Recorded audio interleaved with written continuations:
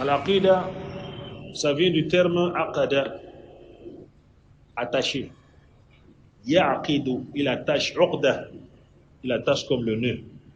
Yani, c'est ce qui est attaché à votre cœur, ce que vous mettez dans votre cœur. C'est ça qu'on appelait ça dogme.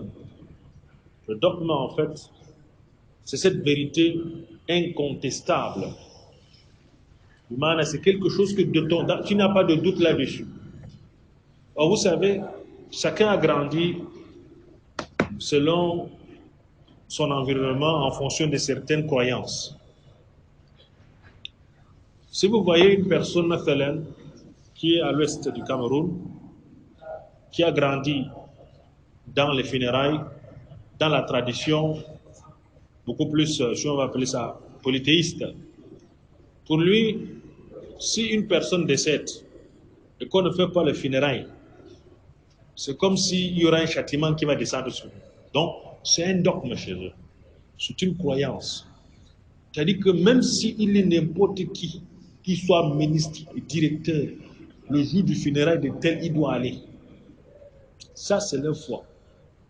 Et lorsque le mort décède, il faut qu'on fasse un truc sur le crâne pour certains, mais d'autres, alhamdoulilah, ils sont sortis de ce dogme-là. Yani, bimana, c'est juste comme ça. Lorsque vous prenez quelqu'un qui a grandi peut-être dans certaines tribus ici chez nous, avec certaines superstitions, dans les superstitions avec lesquelles il a grandi, c'est gravé dans son cœur. Lorsqu'il est en train de marcher, il cogne son pied gauche. C'est la malchance dans sa manière de concevoir. Et ça, c'est déjà gravé dans son cœur. Lorsque sa main gratte, il va avoir l'argent. C'est déjà dans son cœur. C'est un dogme. C'est une foi. C'est incontestable. C'est pour ça que le cheikh, n'est-ce pas, dans ce fascicule, il a voulu parler du bon, le dogme authentique, as-sahiha, pour dire en fait qu'en fait, il y a le mauvais dogme. Le dogme qui va à l'encontre, n'est-ce pas, du dogme islamique. C'est pour ça qu'il a dit ce qui s'oppose à cela. Donc on va étudier en même temps le dogme authentique et ce qui s'oppose à cela. Et vous savez qu'une personne qui n'a pas une aqidah, il n'a pas en réalité la religion. Il est perdant. Parce que la manière selon laquelle il va se représenter Allah dans sa vie sera erronée.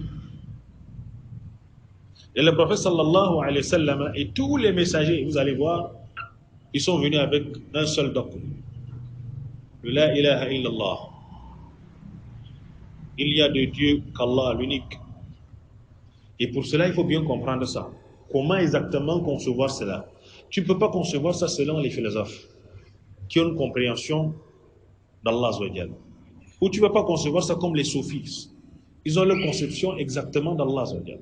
Il y a des attributs d'Allah qui refusent. Ils disent que non, Allah, il y a des attributs que non, Allah ne peut pas, ça ne peut pas aller avec Allah. Lorsque le hadith du prophète sallallahu alayhi wa sallam qui dit, l'Abi Hurayrata radiyallahu anhu, qui rapporte que le prophète sallallahu alayhi wa sallam a dit que lorsqu'il reste un tiers, le dernier tiers de la nuit, Allah descend au premier ciel. Pour eux, il ne peut pas partir tout ça.